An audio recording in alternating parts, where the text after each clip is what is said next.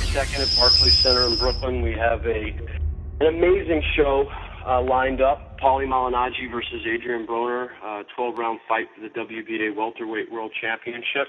It will be live on Showtime Championship Boxing beginning at 9 o'clock Eastern and 6 o'clock Pacific. It will be live coast to coast.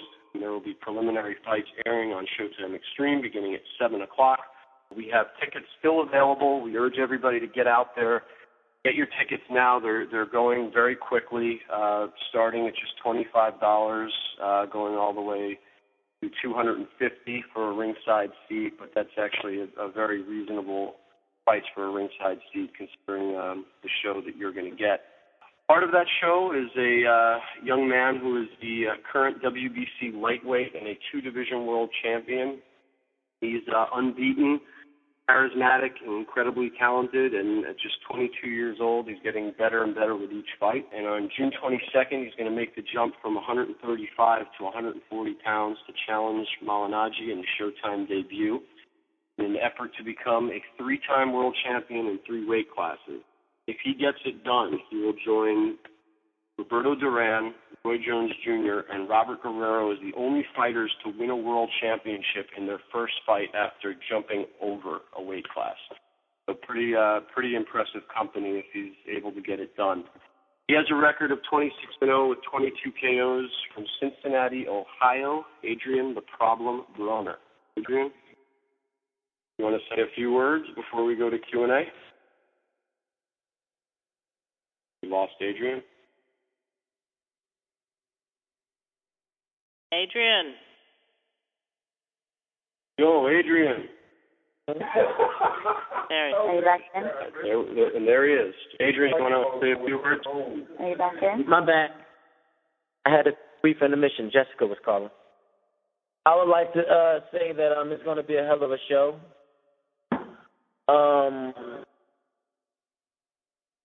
Basically, I'm just going to go in the ring and do what I do best, and that's get the victory. Anything I got to do to get the victory. I'm really not worrying about jumping weight classes. I know that I'm going to do a lot of great things in a sport, and I'm going to do them differently. So with that being said, we'll see something explosive. You'll probably see another knockout 9 times out of 10. Check on my record. He's bringing pillows to a fight that I'm throwing bricks. So you should see a lot of blood, a lot of bruises before the referee stops the fight. Okay, thank you, Adrien. We can now turn it over to the media for questions. Yeah, hi, Adrien. You said you would never box Floyd Mayweather. Does that still hold? Yeah, hello? Next question. Wait, I asked you a question, Adrien. You previously said you would never box Floyd Mayweather. You said that's a month to go. You still feel the same way now? Next question. Are you answering me with saying next question? Yes. Because that's kind of rude. I mean, you could say yes or no, or tell me you're not sure. Well, he said next question, so let's go to the next question. About the fight. I know you said, Adrien, in your opening remarks you weren't worried about the jump in weight, and I believe that you're not worried about it, but I'd like you to describe sort of what you might have had to do different or how you feel at it or what you think might be different about the way you box at a new weight, 2 weight divisions, as Dave mentioned in the opening remarks. It is a little unusual for a fighter to go up 2 weight classes these days and right into a world title fight. So could you talk about that a little bit? For me, the weight it's not a problem. I'm originally a welterweight anyway. I just have to lose weight. So I really didn't have to do anything different. So just the only thing different, I guess, is you'll weigh, 10 pounds more roughly? Negative. That's my regular weight. No, I mean, but it hasn't been your fighting weight for most of your career. Oh, I mean, I don't walk around at 130 pounds. I don't walk around at 135 pounds. I walk around at 147, 150 pounds. So I'm at my regular weight. Okay, so then at 130 and at 135, obviously you have shown very good knockout power. Most of your opponents have been stopped. Paulie, for one, in his career has shown very good durability, whether it was at 140 against the prime Cotto, taking those heavy shots he took, or as a welterweight. You know, he's Paulie, to his credit, has got a good chin, I think. Do you think that you're going to take that 30-35 power that you've shown all of us, and it's going to be with you when you get in the ring against Malignaggi? What a lot of people don't understand is, you know, you can't really do nothing for power. You're either born with it or you ain't. It's like Pacquiao. When he was in smaller weights, he was knocking guys out. When he went up into bigger weights, he was still knocking guys out. It's just something that God blessed me with. I got power, so it really don't matter what weight class I'm in. I'm still going to have the same power as I had in any weight class I'm in. Okay, I want to ask you one other thing about it. You know, much is being made about this jump up to 2 weight classes. There's not a lot of guys for you to fight at 135 that were willing or that had good names.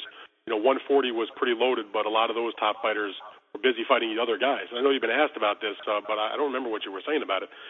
Do you think that whatever happens in the fight with Paulie, that you would maybe go down to 140 at some point and try to mix it up with those guys, or just wait for them to come to you in your new weight class? Because many of those guys probably will move up eventually anyway. How do you sort of look at that landscape? I'll fight anybody who's willing to fight Adrien Broner. Okay. I mean, are you familiar? I know you're familiar with the top guys at 140. I mean, most of them are promoted by Golden Boy. I'm not worrying about no names. I'm not worrying about who did what and who fight. I'm not worrying about how hard someone is expected to hit. I will fight anybody who's willing to fight Adrien Broner. All right, very good. Point well taken. Adrien, thank you. I will see you in New York. Good luck to you. My man. He said, what do you think of Paulie Malignaggi, honestly, as a fighter? Because you've given him plenty of stick in the build-up and at the press conference in Las Vegas. You know, do you think, you know, what do you think his strengths are in the ring?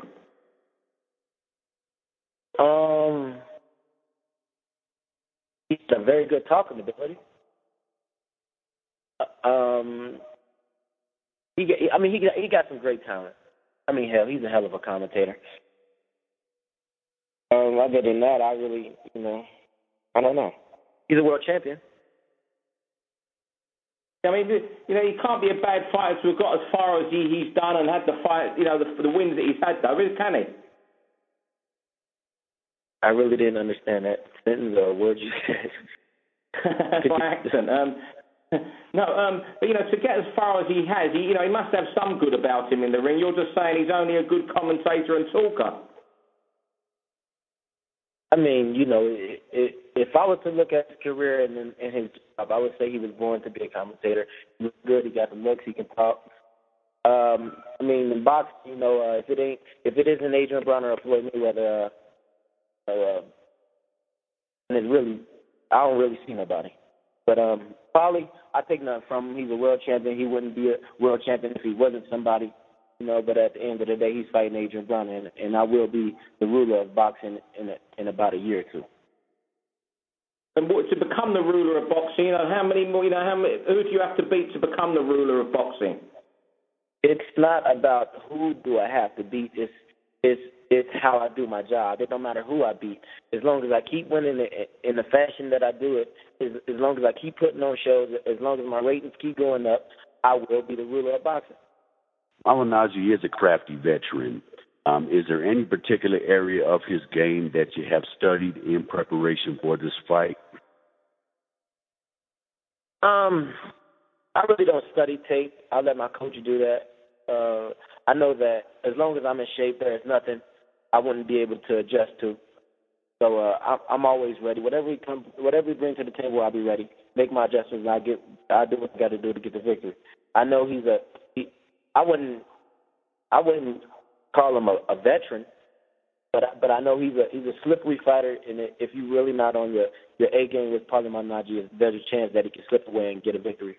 So I'm going to be on my A game. I'm going to bring everything I have, and you'll see what I do on June 22nd. Okay. And there have been talks circulating about a potential fight with Marcos Maidana should you get past Malignaggi. After seeing Maidana's performance last week against Lopez, does he deserve a shot at the can man? I didn't see it. You could probably tell me more about it. I didn't see it. But okay. Well, I heard he did get a victory. I didn't see it, but Madonna is Madonna. everybody knows what Madonna brings to the table. But we're worrying about Paulie Malignaggi right now. If the best fight for Adrien Broner after this fight is Madonna, then Madonna will get it. I wanted to kind of focus a bit on the trash talking, which has kind of gone off the scale in the kind of build-up for this fight. Will the fight live up to the hype, or is there a chance that this could be remembered for the kind of back and forth that you've had with Malignaggi?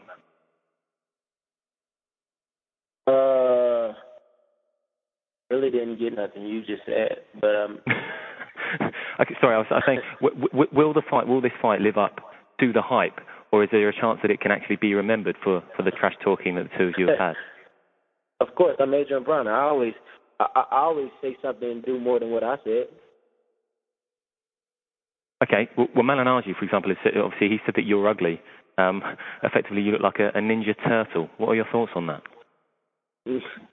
Well, my thoughts on that is, he said I look like a ninja turtle, but his female thinks different. What, sorry?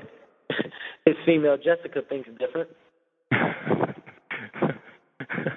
There's obviously been a lot of talk about Jessica. It was one of the first things that you mentioned as well when you came onto the call. Do you think that it's actually getting to him that you're bringing this up? He admitted that it got to him. That was his love of his life. Okay. Does any part of you kind of think that this has gone a bit beyond boxing? I mean, it's kind of gone onto a whole new level? No, for me. For me, it's just boxing. For me, it's just boxing. Okay. So who's in whose head in this sort of this back and forth that the two of you are having?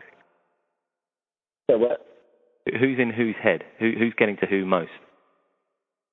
Is anything he's saying affecting you? Negative. There's clearly a culture clash between the two of you, though, right? You said what? There's clearly a culture clash between the two of you. No way. Nothing is personal. If he takes the thing with Jessica personal, that's on him. That's his heart. It is what it is. At the end of the day, we still got to fight June 22nd. He could bring his feelings in the ring with him. It's not going to help him. He could bring a AK, a 9 with an extended clip. It's not going to help him. I don't care what he brings, man. I will be victorious. You ready to get your ass kicked next week, bro? I'm gonna beat you like you stole something. I'm gonna beat you like you stole something. I'm gonna beat the shit out of you. I'm gonna beat the shit out of you so bad. Your followers are gonna know whether to call me your face or your ass. I'm gonna beat the shit out of you so bad you're not gonna recognize the difference. All right. I'm gonna blast you. Guys, Paulie, let Adrien finish up, and you'll have your time. Yeah. I'm gonna have your turn. Hey, Paulie. I'm gonna come see you. I'm gonna smack this you. Come see me anytime you want. Don't play that gangster shit. You will get your ass kicked. You will get your ass kicked. That's a wild card. I'm in New York. Big boy. Wild card. I'm in New York. Did you train in New York? Huh? All right, Paulie, Adrien. What are you talking about? Yes, get your ass. Paulie. What are you retarded? You said you're going to come see me, so come see me. All right. Where you at? Paulie. We're going to stop the call. Paulie, we're going to stop the call. Paulie. Let him finish his questions. We probably only have one. You guys told me to call in. I was told to call in. That's all I'm doing. I'm calling in. That's all I'm doing. Let him stay on the phone. Sit tight. Adrien, the question. Okay. Hold on. Wait. Kelly, Dave, I'm trying to help him. Dave, chill. You trying to help me? How can you help me? You're retarded. You guys can't How are you going to help me when you're retarded? I got to help you. You're mentally retarded. How are you going to help me? How are you going to help me, bro? I'm that's one person for you. You need my help. You're a retard. Paulie, no, I'm being serious. No, I'm being serious, but you're really retarded. But you make no sense. All right, Adrien, you asked me to still so you could help him. You're not helping him. You're not helping me. You're not helping anyone. Let's just finish up Adrien's questions. Adrien, we're going to finish up your questions. And then we're going to... All right, Adrien? Yeah. I want you to make a final comment about... No. I'm serious. I swear I'm serious. I'm not yelling at Paulie. I don't got to do that. We fight next week. Fuck all that yelling. But what I know, but I don't want him to yell I back. was trying to tell him. The media's on the phone. What was I trying to? I was trying to. Did he get off the phone? I really had to tell him something. This is from the heart. I don't know if he's on the phone or not. Paulie, Adrien, give him your message, which will be your closing statement. Go ahead. No, he needs to hear this. He's on the line. He's on the phone. He can hear you, but we're just going to give you your time, and then he's going to come back. Okay. Oh, but what I had to say is, you know, he needs to like stop all the cussing and all the other stuff he's doing, because at the end of the day, he really have a 9 to 5, and I really want him to keep his job on Showtime, because after June 22nd, like, boxing is really not going to be his biggest job he has. Like, the commentary job is going to be the biggest job for him after June 22nd. So he's a role model, really. He's a good commentator, and people like seeing him on Showtime talking, like, so getting on the phone with me and talking crazy like that, like if Showtime hear that do him no good. That's all I wanted to do. Okay. So now I want you to do a closing comment about the fight itself and how training camp's been going, and then we're going to turn it over to Paulie, and you can go back to the gym. Okay. Basically, man, you know, I'm going to do me regardless. You know, I'm going to come in dancing, I'm going to leave out dancing, I'm going to be victorious. I will be 23-year-old, 3-time champion in 3 weight classes. I will make history on June 22nd. You know, I heard there's only 2 guys that have only done it, and I will be the 3rd. It's going to be a hell of a fight, however long it lasts. But at the end of the day, man, I'm going to fuck Paulie up. You know, I'm not a commentator, so I can cuss and say fuck bitch and fuck Paulie, so fuck Paulie. And I'm going to get this money, and my checks are bigger than his. And at the end of the day, he better keep practicing his lines, man. And hopefully the referee don't stop the fight before it get too bad and he miss out on some jobs. Because after the fight, if the ref let it go on too long, he probably will miss out on fights, and then he would have to be at work with glasses on, and I don't know how good that'd be to his career. Okay, great. Thank you so much. That was all right. The closing statement. Thank you so much. All right. Okay, bye. Okay, now we're going to turn the call over to Paulie. Paulie, are you there? Yeah, I'm here. What's up? Yeah, okay. Can you hear me? Yep. Okay, so Dave, I'm going to turn it back over to you to make the introductions for Paulie, and then Paulie can get started. Okay. Thank you, everyone, for your patience. He's the current WBA welterweight and a 2-division world champion. He has the never-say-die attitude and style that epitomizes the fighting spirit of all fighters from Brooklyn and all Brooklynites. First made his mark in the 140-pound weight class when he defeated Lovemore Nadeau in 2007 for the IBF crown. Early last year, he won a 9th-round technical knockout victory over Vyacheslav Senchenko that earned him the WBA welterweight world title in Senchenko's native Ukraine. Has defended the belt once thus far, winning a decision over Pablo Cesar Cano at Barclays Center last October and at the arena's inaugural boxing event. Also well known and well praised for his work as a color commentator on Showtime Championship Boxing. And on June 22nd, the 32-year-old will look to stop the rise of Adrien Broner a few miles from his home in Brooklyn. He has a record of 32-4 with 7 KOs from Brooklyn, New York. Paulie Malignaggi. Paulie, take it slow. Go ahead. What's going on? Comments? There is nothing comments. Well, we got questions. I'll answer them, and then I gotta go. So we got questions.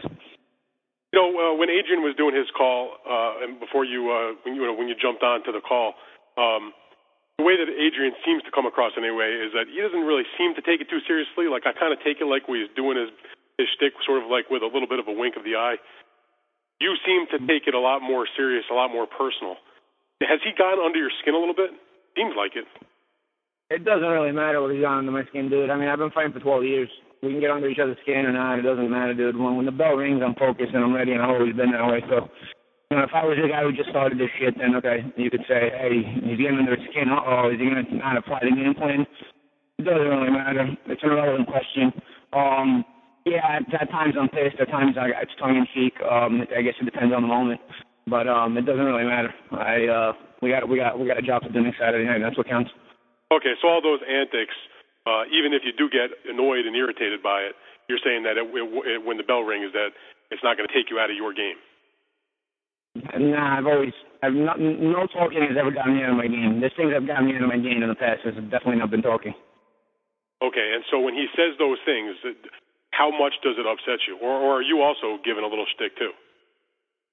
Some of it is shtick, and some of it is, I'm irritated. I'm irritated for a couple of things. I'll get into it more after the fight. But there's some things are shtick, obviously. Some things are banter and going back and forth, and some things are not. So we'll see how it goes. Okay, now listen. You started your career when you won your first world title. Anyway, I think you started at 135, but you really made your name at 140. Now you've been a welterweight now for a couple of years, and obviously have done very well. You've made the jump in weight that he's about to make. Can you talk a little bit about what that was like for you and how you think, as an observer, that he will handle that change? It's not really a comparable comparison. I made that transition over the course of my entire career, so I kind of grew out of the weight classes. I didn't just jump weight classes. I had no choice but to move up in the weight classes when I moved up. He's making a choice to move up, so it's a question that you can't really compare the two weight jumps. Then how do you think, though, that with him going, like you said, you went up the two weight classes over a long period of time.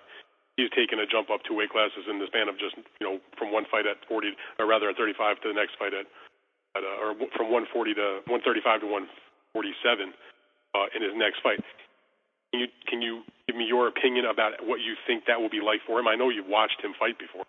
Yeah, he's a little guy. And he's going to see how overrated his power was. I think they were better off letting him fight a live guy at lightweight or somewhere below that before him fighting a live guy at welterweight. He's fighting his first live guy, and he's fighting his biggest guy all in one jump. So I don't think that was the most intelligent move on his team's part. But they can have an egg on their face after the fight, and Adrien can have a bloody face after the fight. It doesn't really matter to me. But do you think then, even though, people don't associate Paulie Malignaggi with big punching power, but you've stopped a couple guys at welterweight, do you think that because maybe, like you say, he's a smaller guy, that you maybe be able to surprise a lot of people, not necessarily by winning, but by stopping him in a victory? I mean, if you look at my opponents, they all get their ass beat, don't they? I mean, do they all not wind up looking like their face went through a windmill at the end of the fight, especially recently? So I don't see why Adrien Broner's face is going to look different at the end of the fight. He will wind up looking like they put his face in a blender when I'm done with him. And does that mean a stoppage, Paulie? Whatever it is, it depends on him. It depends how bad he wants to win or how bad he wants to make the distance. Yeah, I'm not going to tell you I'm going to sit here and knock him out one punch, but he's going to feel a lot of punishment on next Saturday night, and then we'll see how bad he really wants it. Because he talks like he wants it so bad. Well, he's going to go through a lot of pain, and he's going to have to endure a lot of pain in a situation where he's not even going to win. So in the end, he may just tell himself it's not worth it. Let me just quit. I just want to ask you one more question. You've had a handful of Showtime broadcasting assignments over the past several weeks. When you go from site to site, whether you're training and you go and do your broadcast, has juggling both things the last few weeks had done anything as a detriment to your training regimen, or have you been able to deal with both and stay on keep for both jobs? No. I mean, every show I went to, Adrien was at the same show, with the exception of the June 8th show. But the June 8th show wasn't really a hassle because it was minutes before I trained anyway, so it wasn't really an issue. There's a lot of things they can do to Adrien Broner. What Adrien Broner shows against the bums he's been fighting, you can't really pinpoint one single way to beat him, because it's really up in the air. He's fought such bums who shouldn't even been in a boxing ring, let alone in a boxing ring for world titles. You can't even really make a comparison as to what is going to beat him or not, because it could be anything that could beat him. There's not really one thing that you can say will or won't work. I mean, the guys he's been fighting have nothing at all. So just the fact that you're bringing anything to the table, it already gives you more of a chance than anybody else he's fought. The fact that you're breathing, the fact that you're a live corpse, it actually gives you a chance. You know what I'm saying? Because the guys who've been fighting were barely alive to begin with. At the end of the day, I'm not really the one who's at risk of robbing him. I'm the one who's at risk of getting robbed. Out here, the fighters don't seem to lose decisions a lot of times when they deserve to lose them. So I'm going to put that out there right now, just like I put it out there when I got robbed in Texas. When I beat his ass, I expect to get a decision. And if I don't get a decision when I beat his ass, you will all know why. When you win this fight, then, would it give you more satisfaction than any other victory? Every fight has its own satisfaction. I mean, the fight of the moment is the one that's always most satisfying until you get to the next one. So, yeah, because this is the next one in the long line of fights that I've had in my career, yeah, obviously this is a very satisfying victory. But until you get by this one, winning the one after this one will become more satisfying. So you always focus on the task at hand and knowing that the biggest satisfaction is to win the fight in front of you.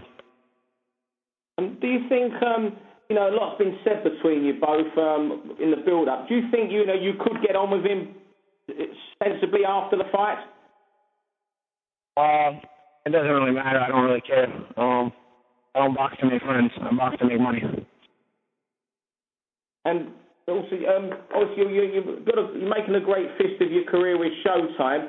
Is that any influence now on when you might walk away from boxing and go with broadcasting full time? Soon. I don't expect to fight much longer, but as long as there's fights like this, they get my adrenaline flowing and get my juices going and I'm excited to train and fight, then obviously I'm going to keep fighting. This is the kind of fight that makes me appreciate being a fighter and being a boxer. As long as these fights are around, then I'm obviously not going to walk away from it. But once it starts becoming harder to get these kind of fights or be a part of these kind of fights, or just my body tells me something different, then I'll walk away. But I don't anticipate to stay around much longer. Did you think 2013 could be your final year in boxing then? Maybe not. I mean, I take every year 1 year at a time. I don't like to look too far ahead. Paulie, what do you expect the crowd reaction to be? You are the local fighter and thrown as charismatic. Do you expect the crowd to be heavily behind you, split against you? What are you anticipating? I don't know. I expect obviously some support from me. I also know Adrien the ticket scalper, and he takes all the floor seats. I'm gonna put that out there too. So I've gotten my share of floor seats, but I don't know. I don't know who those tickets go to. I don't know who they get sold to. I do know the entire undercard, for the most part, was an Adrien undercard or Cincinnati-based undercard. So I don't know. I mean, it doesn't matter, bro. I mean, we can fight in my living room, we can fight in his living room, but it doesn't matter. I mean, the ring is square, and we got to deal with it in there. So that's the right thing I'm focused on. Do you think it's a sign of disrespect if Broner's moving up 2 weight divisions to box you instead of stopping off at 140, to look at one of the champions there? No, it's an ambitious move. I don't look at it as disrespectful in that way. I think it's just a fighter looking to make an ambitious move and trying to build a legacy, so to speak. So that part I'm not really. That part is not really what ticked me off. I'm curious. This is an interesting fight, and just in terms of you're with Golden Boy, you're also a Showtime commentator, kind of the future. And you're a champion that is still viable, in my opinion. But I'm just curious, did you have a choice in taking this fight? Because there seems to be so many kind of conflict of interest, moving parts. No, I mean it was a fight that was offered to me. I actually liked it when it was offered to me. I thought it was actually too good to be true. So there were other fights that were given as options, but I felt like this was the one that paid the most, first of all, which obviously is always the main key. And the fight that I felt I matched up well in, so we went with it. At this stage too, a lot of fighters start to say that they need motivation. They look for little things to light a fire. It certainly lit a fire for you. How important has that been in your preparation? Having that kind of passion to feed off of. Is it a good or a bad thing? No, that's a good thing. I think you always want to have big fights, the big moment in your career. It's always something that you strive to achieve. You always strive to get there. Fights like this, that's what we live for. As fighters, when you're a kid and you're in the gym and you're working so hard, you dream of moments like this, the big crowd, the main event in the big arena, the big fight night. You dream of that moment. So it's not. It's a motivating factor to just be a part of something like this. And you know that is really what drives me to train hard and still do this. Can you explain the testing situation? You said as of May 13th you had not been tested, though you both had agreed to it. Has that changed? Yeah, no, I've been tested a few times myself. I mean, I don't keep track of Broner, but they've showed up where I've been quite a few times, yeah, since then. Also, just last thing, how important is pace in this fight? He fights at a leisurely pace. I tend to think a mid-tempo, kind of mid to long-range boxing match favors you, if you can keep it that way. What do you think about pace in this fight? You have to tire him out. What is the thing that you have to do to him to beat him? I don't know. You know, we're just training to get sharp. We're not really training for him, because the things that have worked against the bums he's fought, it's hard to really say if they'll work against me, you know. So, or the things that he's done against the bums that he's fought, it's hard to say that he'll try those same things, because really when you're fighting a bum, you can do anything and it'll work. You know, when you're fighting a world-class fighter, you're going to have to actually come with a preparation and a game plan. So it's hard to say. That's why we didn't really prepare for him. We just prepared to get really sharp, prepared with some good sparring partners, and just be the best we can be, because you know the game plan he may have for me may be altogether different than you know what he's been fighting, the one he's been using or whatnot. You know, like I said, when you fight the corner store belly clerk every time you're out there fighting, you don't really need a game plan. You just go out there and do it. You know, so now he's fighting somebody real. So it wouldn't surprise me that he comes with a new bag of tricks or just some new looks. So that's why I didn't really train for anything I saw on video or anything like that, and I stopped watching video very, very early in camp for that reason. In that sense, you'll be providing him the professional resistance he's ever faced. Yeah, we were fighting him the first professional loss he's ever faced, too. You kind of talked a lot about how this fight kind of got the competitive juices going and really interests you. What specifically about this fight, made this one stand out for you? It's a big stage, the main event, coming in as a world champion in the city where, my family moved to. Where I came here, my family were immigrants. I was born here, but when I got to this country, I didn't speak English. So, it's a city where, my life changed, and right now I get to be in the big stage in the same city as world champion, main event in a big arena. There's the kind of things that you say people dream about, but I could have never dreamt it before. So these kind of fights. That's not necessarily the opponent. I mean, it could have been any opponent. I just wanted a big opponent or a team opponent. It makes the fight this much bigger. So it's that part about boxing that makes people do it to these ones. And then just lastly, when you're kind of an older veteran fighter, is there any extra joy of kind of beating a younger kind of up and coming guy, someone who's trying to make his name, just kind of being a veteran guy? Sorry, say the last part again. Is there extra part of enjoyment when what? Just when you're fighting kind of a younger fighter, kind of proving yourself, against someone who's supposedly younger and probably some people think are better, just kind of proving yourself that you're still, this top-notch fighter. Well, yeah, there's always, there's satisfaction in every big fight. The young versus the old matchups, they're a part of boxing in general. So, I mean, it's not the first time, and it's not going to be the last time this kind of fight happens. But that kind of thing is not really the big motivating factor. It's just one of many things that are involved in the fight that make it pretty cool. Paulie, if you could just make one comment, and then we'll let you go, and we will see you next week. Thanks for everything. I don't have any final comments. There's enough comments been said already. See you guys next week. Thank you. Thanks, Paulie. Hey, thanks, everybody, for joining us. See you next week. Fight.